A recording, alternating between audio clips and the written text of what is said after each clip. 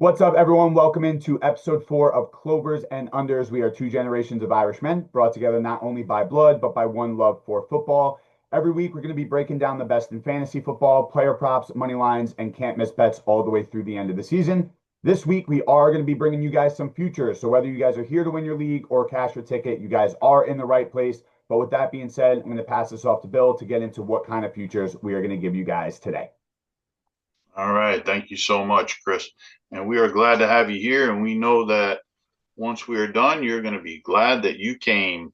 Our two possessions today, we will be providing four picks for each possession. Possession one, very simple, NFL futures. And possession two will be college futures. We'll start off our first possession today with the NFL futures. And with that, let me hand things off to a former collegiate kicker to kick things off with his first down pick. Yeah, so we're going to get right into it. Possession one with those NFL futures. My first down pick is going to be the Jets sitting at 5.5 wins. I'm going to be taking the over. It is currently at minus 135 odds there. Just team structure. They got an elite defensive line and an offense that's going to be leaning into the run game a bit more this year. So I know this sounds crazy. I'm not saying they're going to have the same success, but I'm seeing a team that's kind of mimicking the structures that the Eagles have built over the last few years. All right. So 8 of their 12 losses in 2024 were decided by less than 10, and 7 of which were one possession games. Okay. They faced the Browns, Falcons, Saints in the second half of the season. I think that's just going to lead to a strong finish, stack up a couple wins there.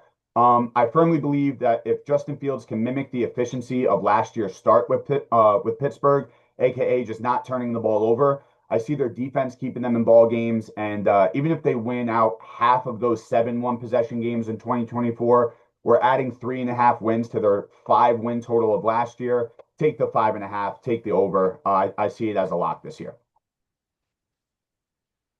All right. With that, I'll take over for second down pick. I am going to pick the Carolina Panthers to definitely win more than 6.5 games this year. So I believe that Bryce Young is a key component in that fact because in his second year, he's definitely going to improve on what he had. The upgrade at receiver for Tet McMillan now in is going to definitely help things out. They have a great offensive line. They have a favorable schedule this season. It's one of the easier schedules in the NFL, and they have that coaching continuity. So I definitely think that they had a lot of close games at the end of last year. And with all those new developments, I think they're going to allow themselves to push and grab a lot more victories in those close games that they had last year and easily surpass that 6.5 game win total this year. Easy money for you guys. All right. So with that, we'll turn third down over to you, Chris. All right, and with third down, this might be a surprise. I know some of you guys are high on this guy.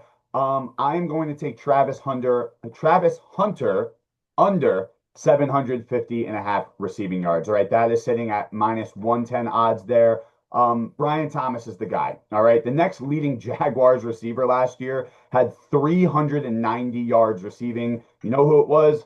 Parker Washington. All right, is Hunter more talented than him? Yes. Do I think his frame will hold up? No. Do I think his snap share will be enough playing both sides of the ball to reach 750?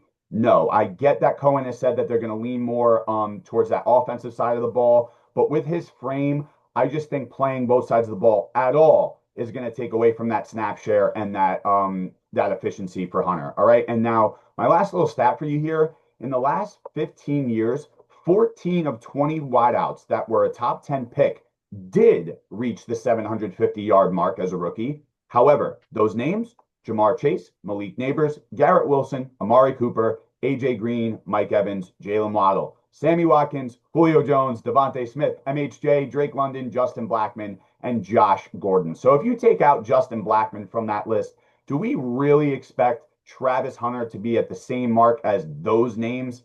I don't see it. Take the under. All right. And with my fourth down pick, I am going to go with the San Francisco 49ers to have more than 9.5 victories this season. First and foremost, I'm going to start off with Christian McCaffrey being in a much healthier situation to help out that ground game. we'll extend that into the air now, and we'll talk about the combination of Purdy with Kittle. I know a lot of people are like, well, Debo left, and you have Ayuk injured, but Pearsall and Jawan Jennings really demonstrated that they can not only hold their own, but step into those shoes. And I definitely think that that's evidenced by the fact that San Francisco is currently projected to have the eighth most points scored this season, and it's for all that great group of offensive players. Okay, well, offense can win ball games, but you need defense. Well, San Francisco is ranked the ninth best defense of all teams this season, and part of that was due to a nice little upgrade they got with pass rusher Bryce Huff, which came in to really push them into the single-digit defensive front. And last but not least, they have the easiest schedule in the NFL. So, with all those things being said, San Francisco easily pushes past that 9.5 game win total. That concludes our first possession. Moving to second possession with college futures. Take it away, Chris. All right. Love that pick, by the way. And moving on to college, this is going to shock a lot of people. Wouldn't be surprised if I shock Bill here with this pick, but I'm going to be taking Georgia under 9.5 wins. It's actually plus money. So both of my college bets are going to be plus money. So definitely stick around for third down, but it's sitting at plus 152. All right. They lost 5 defensive starters to the NFL, 3 of which were first rounders.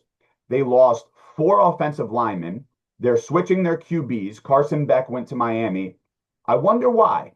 Okay. In total, they lost 36 players to the transfer portal and to the NFL draft this offseason.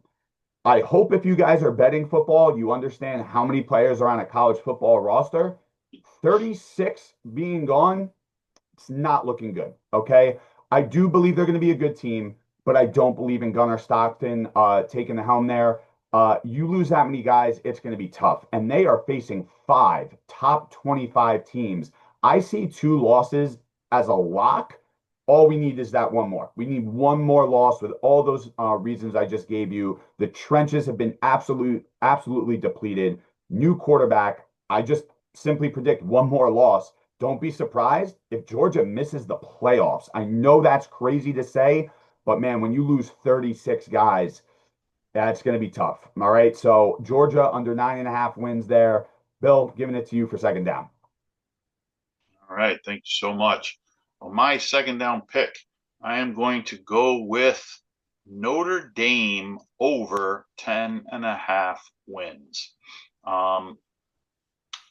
The first and easiest reason why, in all 12 games, Notre Dame is currently the favorite. If you're expected to win all 12 games, then winning more than 10.5 should be a piece of cake. The only 2 games that they play against top 25 opponents, or currently ranked top 25 opponents, one of those games is at home, and it comes after a bye week. So they have a lot of opportunity to prepare and get themselves ready for Texas A&M, the second team that's ranked. And I firmly believe that they are going to beat Miami. They are the higher ranked team. They are the favorite in that game. But all those are for these reasons. They're ranked number 6. They're favorites in all these games because they have one of the top 5 offensive lines in the country. They have the best running back room in the country. They have one of the best defensive units, definitely one of the top 5 secondaries in the country. Their receiving room has had a significant upgrade with 2 college transfers. Their coaching is phenomenal. They have a very, very favorable schedule after they get through the first 2 games, and they have the proven experience to handle situations like this and make runs like they did last year. So all those being said, Notre Dame easily covering the 10.5 wins. They will be over that number. We'll turn things over to you for third down, Chris. Go ahead. Yeah. So I'm actually going to give you guys a little bit of a juicy pick here. Kind of just up those winnings for you. We're going to talk about Heisman's. Okay. So the last time 2 non-quarterbacks won back-to-back Heisman's, was not even in the century. Okay, it was 98-99. So let's expect the quarterback to win this year, right? Personally, I'm going to ladder three quarterbacks, and quite honestly, with the best odds sitting at plus 700 for Arch Manning, you can even bump that ladder up to four guys, but I'm going to keep it down to three, try to boost those winnings. My three top guys that I'm looking at for the Heisman this year, I'm going to take Arch Manning at plus 700. I'm going to take Klubnik sitting at plus 966. And then a lot of juice in this pick. I'm going to take Sellers sitting at plus 1980. I just see so much juice in that pick. And then I'll give you guys one dark horse. I think this is really interesting. Sam Levitt. He's sitting right now at plus 2049, but that line opened at plus 5,500. So safe to say things are kind of leaning towards him being in that mix come end of the season. So I would take a quarter unit of what you guys normally bet. I'd ladder three, maybe four of these guys, and I honestly see profit coming your way, right? I just quarterback, I almost guarantee will win this year. Take three or four of your top picks, and I see profit coming your way. All right. So with fourth down to wrap up college football, back off to Bill. All right. Thank you so much. And my fourth down pick is going to reference a team that possesses one of those quarterbacks that you just mentioned. And he might be one of the main reasons why I believe this team will definitely hit their over. The team is Clemson. They too, just like Notre Dame, are hitting the 10.5 game win total. And I believe Clemson will hit the over. And just like Notre Dame, I believe that they will easily receive that because of the Heisman candidate that Chris just talked about, Klubnik. He is back and better than ever, and definitely poised to lead a extremely talented offensive unit. They return a huge number of elite skill players on the offensive line. But before I get into some of those details, let me start off with another matching fact that they have with Notre Dame. They are favored in every single one of their games. They only play three top 25 opponents, and obviously they start right out of the gate with LSU. Their other two games, they are at South Carolina, last game of the season, but they are home against SMU. And that's it. You got LSU, SMU, and South Carolina. They're favored in all three of those. All their other games are not even ranked in the top 25. And as I already said, they've got two of those games at home against those top 25 teams. So that's going to definitely make things very easy for them. We talked about Klubnik being a key reason why they're going to be successful.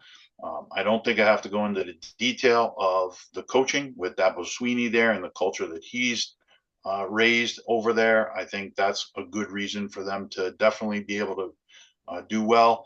And he has the return of two almost guaranteed to be Sunday players with Antonio Williams and Bryant Westco.